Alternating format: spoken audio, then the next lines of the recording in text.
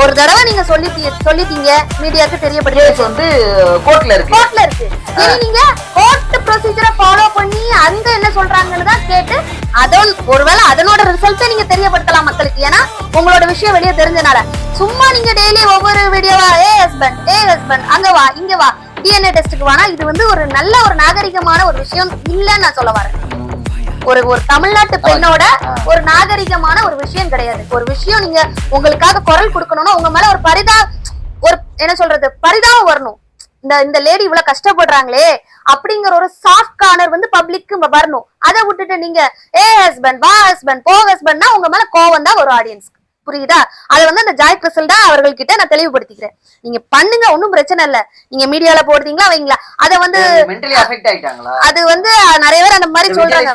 விஜயலட்சுமி எடுத்த உடனே ஒரு வீடியோ போடும், ஏய் சீமான் அவங்க பாலிசி தான் ஃபாலோ பண்றாங்க.